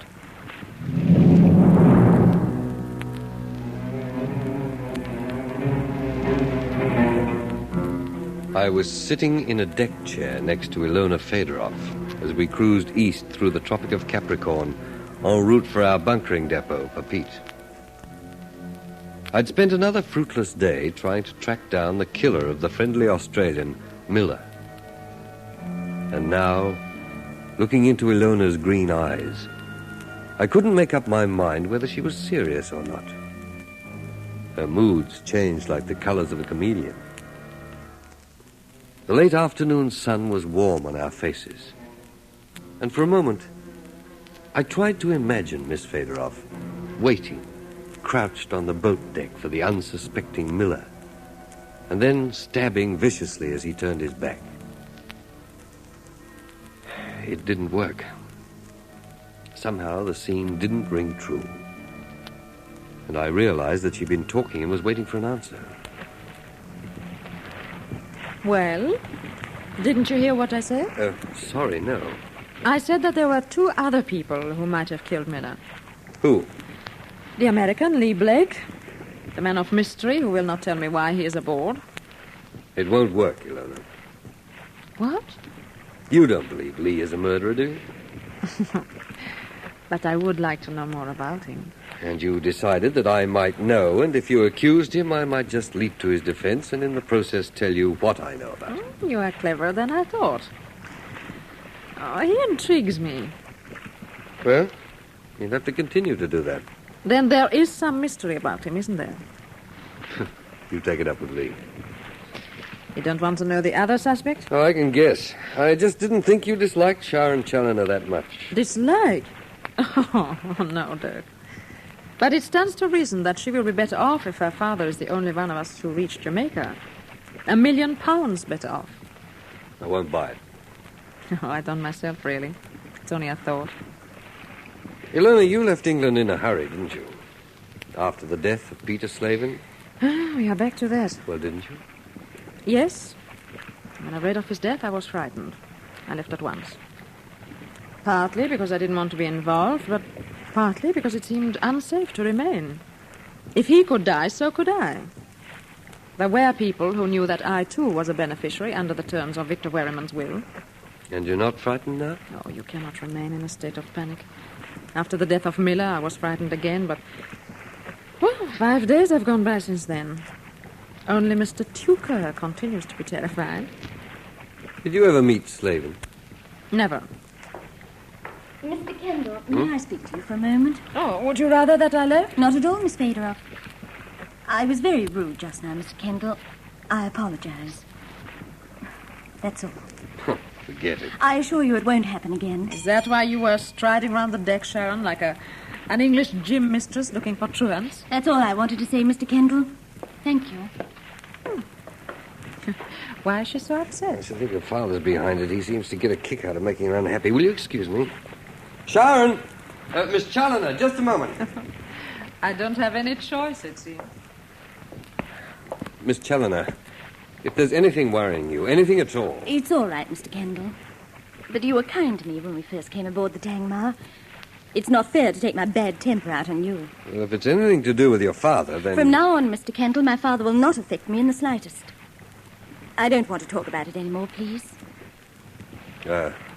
Are you walking round the deck again? But slowly this time. Fine. I'll walk with you. Well, have any of you anything to report? No one. And it seems that we're not doing very much better than Mr. Kendall, doesn't it? The past few nights we've been meeting here in the lounge, and it seems rather a waste of time. Well, I didn't want to say that at first, Major Challoner, but from the start I couldn't see what good it would do. Either meeting like this or carrying these silly whistles. Aren't you forgetting something, Mr. Tucker? We are all still alive. And you think your scheme has something to do with that, Major? Doctor, any plan for survival is better than no plan at all. I should have thought you as a doctor would appreciate that. I don't quite get the connection. Survival, Doctor, saving lives. Oh. Sorry. Major Challoner, I've cooperated with you and your plan. I've joined you here every night after dinner, but from now on you can count me out. I have much better things to do with my time than to go over and over the morbid details of Mr. Miller's death. I quite agree, Miss Federoff. Oh, it's taken 8 days, Edwin, but at last we found something we have in common. How delightful. Then you spoil it by laughing at me. Please, please. Am I to understand that none of you wish to continue with my idea? Now, listen, Major. Doctor, let me. Major Challoner, it seems to me that you could better use your energy in looking after your own family. What? I think you understand. It is obvious to all of us that you enjoy tormenting your daughter Sharon. How dare you! We have 3 weeks at least at sea together before we reach Jamaica. I'm sure we will all enjoy it much more if Sharon occasionally smiles. Good night, Major. Miss Federoff, I demand that you... You are not speaking to a subordinate officer, Major. Good night.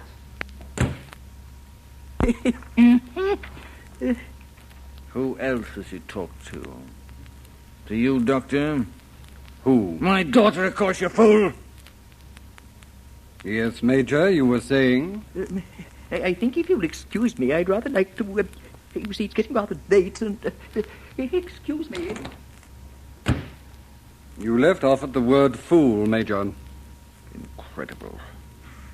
Insufferable. Running around complaining to every Tom, Dick, and Harry. An army man's daughter. Can't even keep her mouth shut. Major Challoner, I can assure you that your daughter has been loyal to you for a darn sight longer than you've deserved it. I wouldn't have brought this up, but since Miss Federoff mentioned it, let me add that a blind man could see what you've tried to do to that girl. I'd suggest that the next time you feel like calling someone a fool, you apply it as a very apt term to a certain selfish, arrogant, and boorish ex-army man named Challoner. Now, having got that off my chest, I'll buy you a drink. Steward? Oh, what's got into the chief, Kendall? We've been running at maximum revs for more than 2 hours now. Not a squawk out of him. I have a feeling he's as anxious to reach Pepite as we are, Skipper. Maybe. Nice night to be taking watch. Captain Goddard, if you want to go below, I can take this one. Why are you always so infernally anxious to get me off my own bridge? 10 o'clock. Who's got the dog watch, Quartermaster? Harry, sir. The spit and polish boy. Yeah, never worked out why that lad didn't join the RN. It's disgraceful, Kendall. On the bridge of the Tangmar. He looks as smart as a full-dress admiral. Going to be a good officer, though. Why are you looking at me like that, Kendall? Oh, nothing, Skipper. All right, I'm talking for the sake of talking. I admit it. At least it takes my mind off the other thing. How's Jones behaving? I don't know. I kicked him out of his job as steward. I hope he's working down in the bilges. Oh. Who did it, Kendall? Who did it? That's all I want to know. Don't we all? A murderer loose on my ship. Yeah, I still think I'll wake up and find it's all a bad dream. I spent most of the early evening questioning the crew, Captain. Nothing. They've cooked up alibis for each other, I'd say. You know, Joe was with me, I was with Bill, and so on. They've decided to stick together. And the lower decks are bound with knives like the one that killed Miller. You've got to find the killer before we reach Pepite. If you don't, Kendall... I know. We'll be detained until we do find him. I wasn't going to say that. What then? If you don't, I'm bypassing Pepite. I'm not going to risk being held up by a police investigation. Oh, now listen, Skip. I mean it. I've contracted to take these people to Jamaica. And that's where we're going if I have to drift without engines. Oh, all right. I'm only letting off steam, but I'm tempted, Kendall. Well, I'd have to insist, Skipper. If I need help in this investigation, I could get it at Pepite. I think I will go below. Good night, Kendall. Skipper, just one thing. What? You remember I asked if you had a full crew when you left Tilbury? The day before Slavin was killed? You're sure about that? There wasn't anybody who joined you en route? Oh, of course there wasn't. Sorry to disagree with you, Skipper, but there was. Don't you remember? Mr. Price, the first mate. The officer Mr. Kendall replaced in Sydney.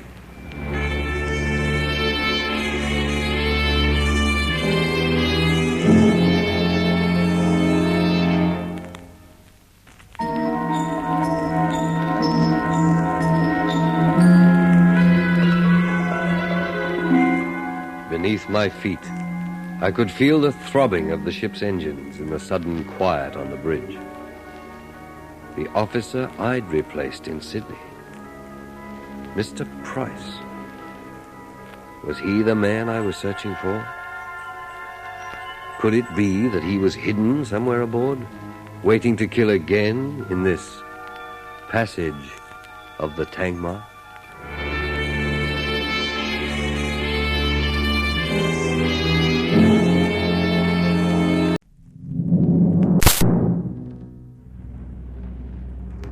You remember Skipper, don't you? Mr. Price. He was sick and he rejoined us at Gibraltar. The quartermaster's right, Kendall. Every time you've talked of the crew, I've been thinking of the crew as it is now. Mr. Price didn't leave England.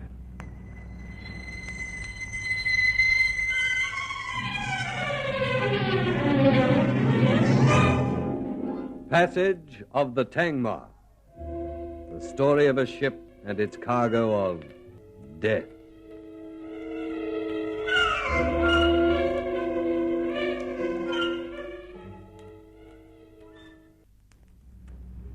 But I don't see that it helps you anyway. Even assuming that Mr. Price might be the man who killed Slavin in England, he couldn't have killed Miller. He left the Tangmar when you came aboard.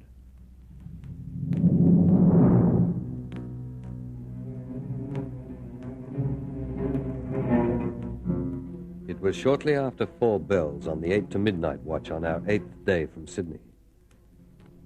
I joined the skipper on the bridge and asked him once again if he was sure that the crew of the Tangmar had been complete when he sailed from Tilbury 3 months before on the 13th of May. And then the quartermaster, a fellow called Sweeney, had reminded Captain Goddard that Mr. Price, the mate I'd replaced, hadn't joined the ship on the voyage to Australia until they'd reached Gibraltar. I'd only seen Price for a minute in port at Sydney, but even in that short meeting, I'd seen enough of him to think twice about branding him a killer.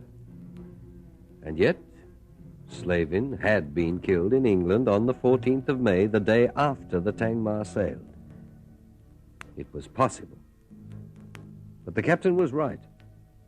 Unless Price was hidden somewhere on the Tangmar, he couldn't have killed Ben Miller. And in any case, Kendall, I'd vouch for Price with my life. We'd served together for more than 4 years. It's unthinkable, the whole thing. I'm going to enjoy meeting Colonel Hacking again. What's that got to do with it? You made a mistake. I may as well tell you, Skipper, since you know the rest of it, that you and the entire crew are just as much suspect in the Slavin case and the Miller killing as are the passengers.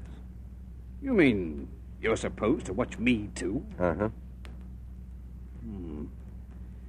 Well, why not? You've got a job to do. You might as well be thorough. I'm glad you see it like that. I'll admit I didn't want to. Not at first. The thought that someone in my crew on ship might be a killer seemed like a reflection on myself. Do you mind if I go and have a word with Sparks? I'd like to get a message off to Colonel Hacking. Arrange for Price to be checked on. Go right ahead. You say you saw him leave the ship? Price?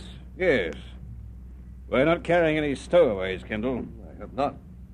This Colonel Hacking, what's the mistake he's supposed to have made? Price. In arranging for me to replace him as first officer, he removed a prime suspect. This is one message I'm going to enjoy. The quartermaster, not a word about this to the rest of the crew, right? Right, sir. Dirk Kendall's job is hard enough without spreading all kinds of rumors. Okay, Skipper. But, Skipper. What? Who do you reckon done it? I haven't enjoyed myself so much in years, Lee. You should have seen the Major's face. If he could have, he would have had me court-martialed. There's only one thing, Alona. Your ticking off the Major isn't going to make it any easier for Sharon. Oh, it's time he was ticked off, as you put it. He's such a selfish, aggressive man. You sure do seem to have got over the scary feeling you had the night Miller was killed. With two men like you and Dirk on board, even a woman cannot be scared for too long. Even though she knows nothing about me? I tried to get Dirk to tell me what you are, who you are, but he saw through my little scheme. He told me to ask you. I'm Lee Blake. And I know, traveling American footloose yank. Right. Another drink? No, thanks. Well, you telling the Major off did one thing. What? Made it easy for me to have you to myself here in the lounge. Yes. I noticed the way the Major got up and walked out as soon as we came in. It was very obvious. When he ignores you, he isn't very subtle. He's been giving me that treatment pretty well ever since we left Sydney. Lee, do you think he could be the killer? Oh, well, he could be, yeah. Oh, let's talk about something else, Alona. I'm going around in circles thinking about Miller. All right, you name it. You. Not until we have talked about you. And in any case, you know all there is to know about me. Now. I didn't until I read that copy of Wherryman's will that Dirk sent for. I thought that was how you found out. When I came to your cabin, you were reading it. I was. But what business is it of yours or Mr. Kendall's? He was Dirk just a minute ago. I shall find out about you, Lee. Why not accept me as I am, face value? In some way you are connected with Mr. Kendall. Both of you are pretending to be what you are not. That's a very shrewd guess. Then I'm right, and you... I didn't say so. But you are interested in the will of Victor Wherryman. No, not the will. The people who stand to gain by it. Is that your only interest? Now, let's not start that again. Suppose I claim to feel frightened again. Afraid that I might be the next victim. What then? Elona, I'll walk you back to your cabin and stand guard outside. I would feel much more secure if you stood guard inside. And I wouldn't. Very well. Let us remain here then and talk. Fine. And just for once, let it be about something we don't have to fence with, huh? A nice, safe subject like, say, how do you feel about baseball? Oh, I hate it. All right, well, give me a rundown on what you remember about China, huh? Go ahead, I'm all ears. Your move, Major. I'm well aware of that fact, Dr. Lawler. Tell me, do you always invite people to play chess with you after they've told you what they think of you? I'm trying to work out my move, Doctor, if you don't mind. Sorry. So that's the way I strike you, eh? As an irascible old boor. Forget it, Major.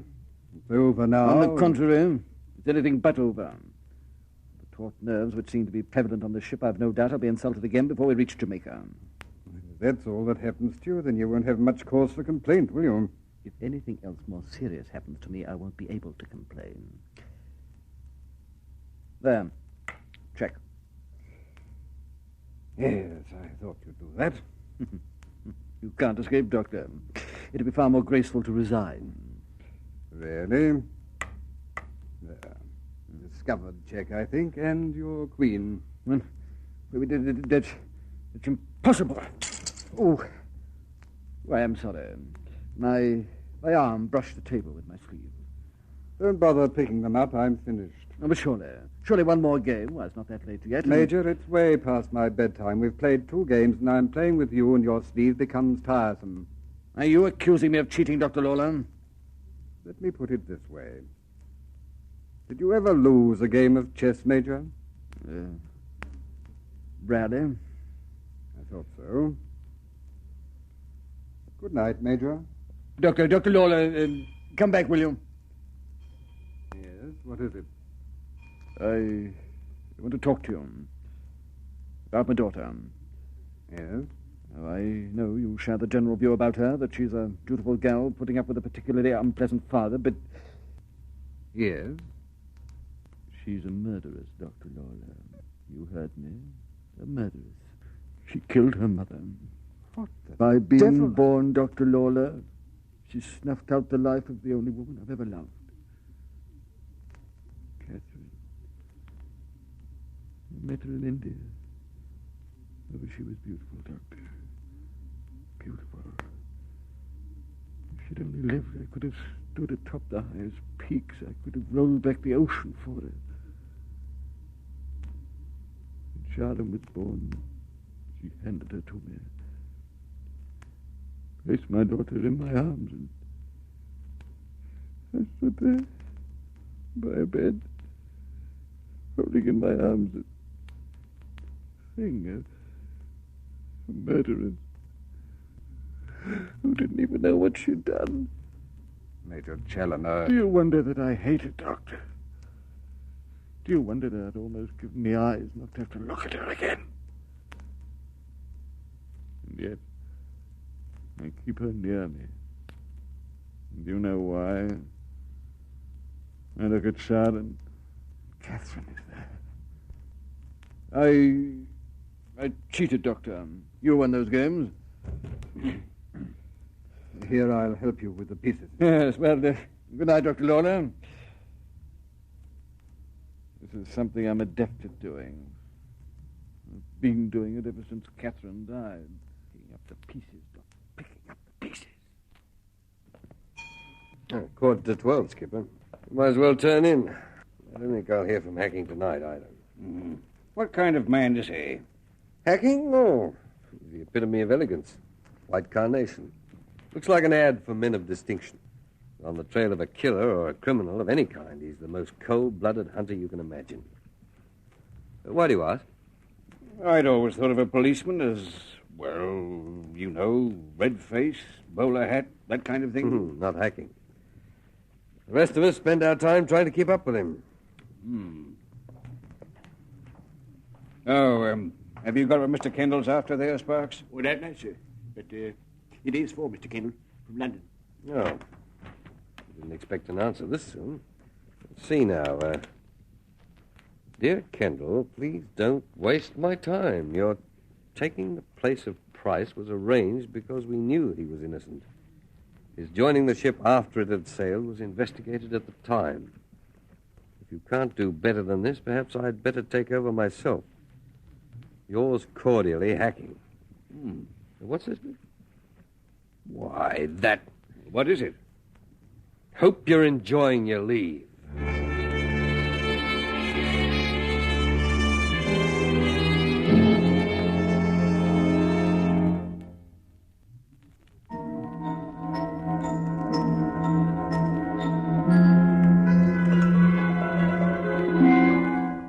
Standing there on the moonlit deck shortly before midnight on our 9th day at sea, I read the message from Colonel Hacking again and then crumpled it into a ball. So all I'd done was follow another red herring.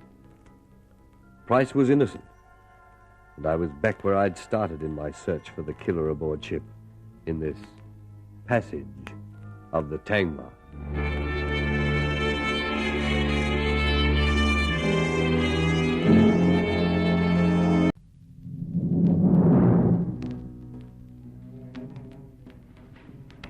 Well, Kendall, it looks as though you've wasted your time. Mr. Price isn't the man you're looking for. That means we're back where we started. The killer is somewhere on this ship.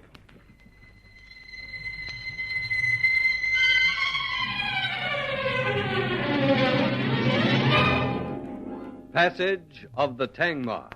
The story of a ship and its cargo of death.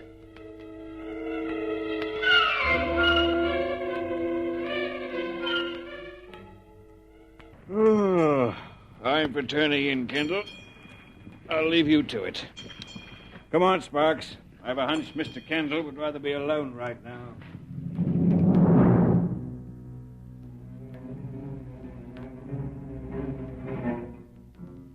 I hardly noticed the skipper and Sparks walk away from me on the shadowy deck of the Tangmar. I was too concerned at the message I'd received from Colonel Hacking assuring me that I was wasting my time checking on the first officer I'd replaced in Sydney, the man called Price. Midnight. 9 days out from Sydney, heading for Papeete and then Jamaica. Already 2 of the beneficiaries under the terms of Victor Wedderman's will were dead.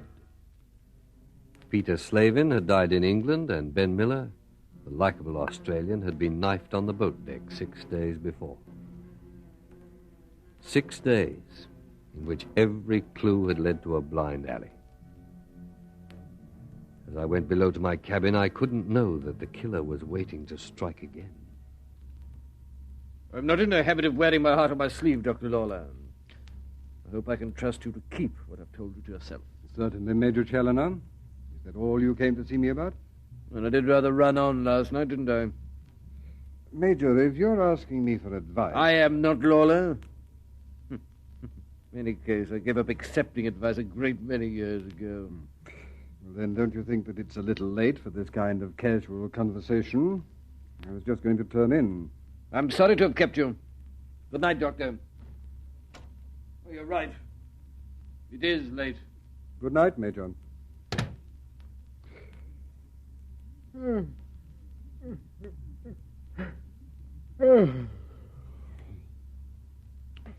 Oh, well, Ben.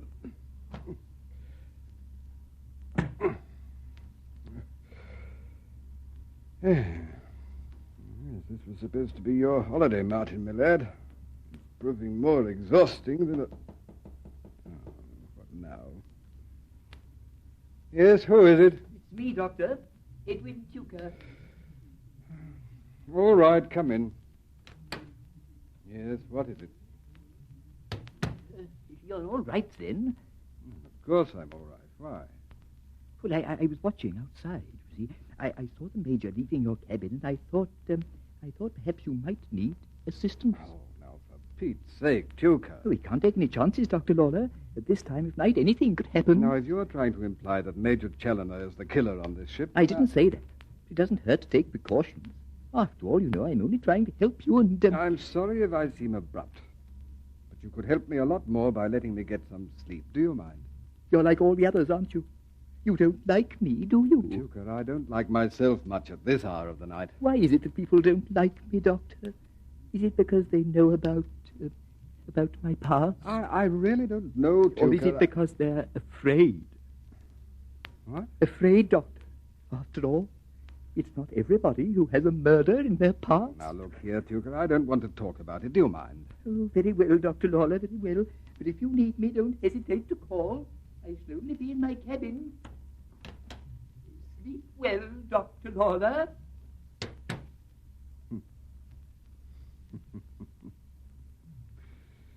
Yes, I know it would be more charitable to feel sorry for you, Tuker, but No, don't say it, Martin, my boy. I'm a rambler, I'm a gambler, I'm a long way from home. Now, who the devil... Is that you, Tuker? No, Goddard, the captain. All right, come in. No, thanks, Doctor. Just checking. Everything all right? Yes, thanks. Except that this cabin is beginning to remind me of Paddington Station. Well, it's safer that way. Good night. Good night, Captain.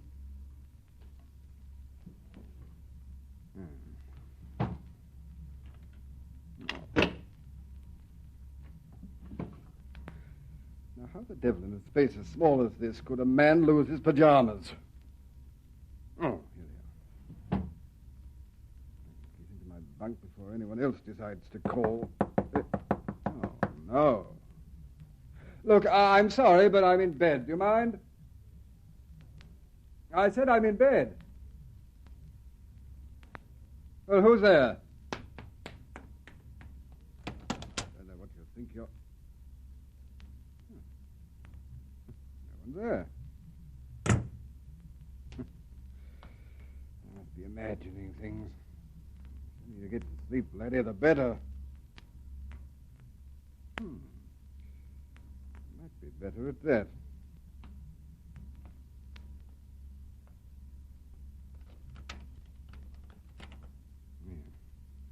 Get the ruddy light off. Now, look here. This has gone far enough. Something wrong, Doctor? Kendall. Was that you knocking just a minute or two ago? No. Hang on, I'll let you in.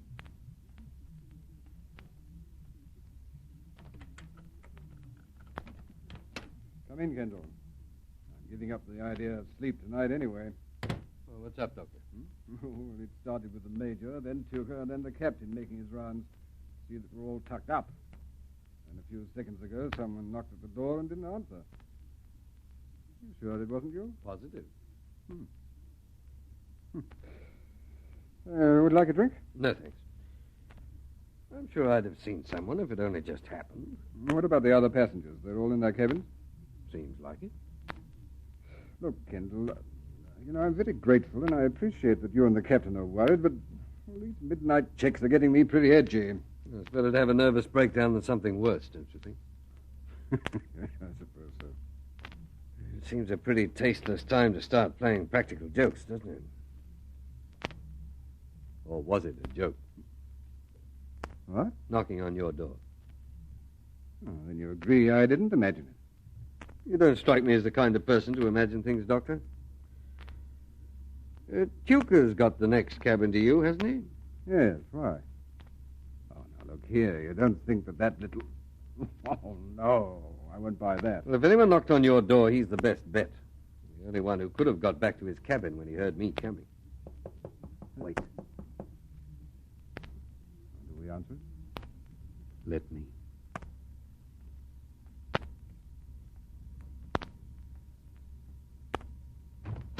What? Lee, what the devil? Say, what is this? Some new kind of parlor game? You want to see the doctor? Yeah. Well, you better come in. What's going on around here? Yes, that's what I'd like to know. Doesn't anyone sleep on this ship? That's why I wanted to see you. I can't. I've been tossing and turning for the last hour. I thought you might be able to give me something, huh? Is that all? Say, what's the idea of flinging the door open like that, Dirk? What'd you expect to find? Not you. Someone knocked on Dr. Lawler's door a few minutes ago. When he asked who it was, there was no answer. No one there when he opened it. You see what I mean? Oh, sounds cozy. Yes, I think this should do the trick, Lee. Take two with water. You might as well take them here. Oh, sure, thanks. I'm tired.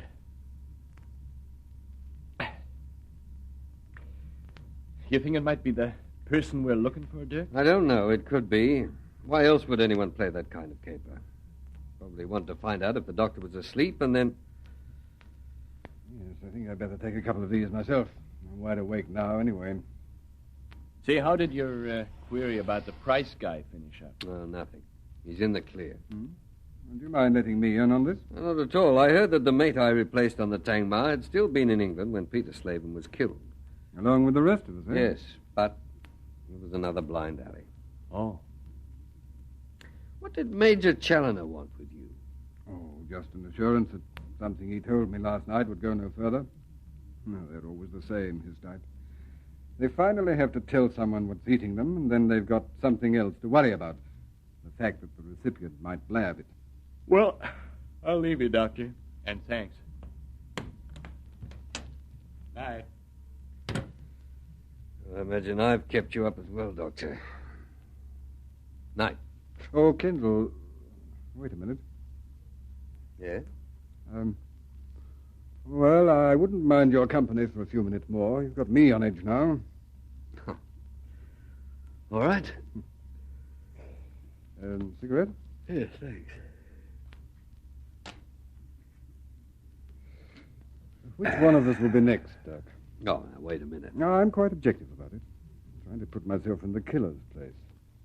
First Slavin, then Miller. Now, why in that order?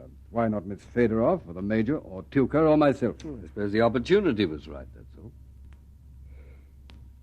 Suppose that knock on the door was another right opportunity. It may have been, if you hadn't answered. You mean that? Look, I don't want to scare you, Doctor, not any more than I have to, but if the killer's intention is to collect that million... But I thought you'd pretty well made up your mind that the passengers were in the clear. Well, I had. Now I'm not so sure. Maybe you need to think that the murderer is smarter than we think. There's another thing, Doctor. What? Do I answer? I'll leave it to me. Just stay where you are, Doctor.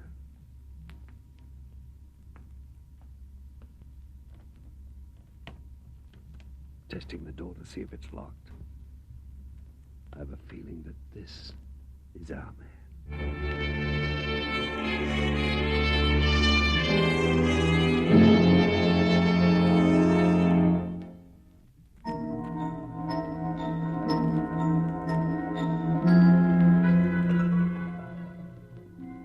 watched the doorknob turning slowly, carefully from the outside. In the quiet cabin, the faint noise of it was the only sound. It was after midnight. The gun in my pocket felt solid and comfortable in my hand as I stood there, waiting, on the 9th night out from Sydney of this passage of the Tangmar.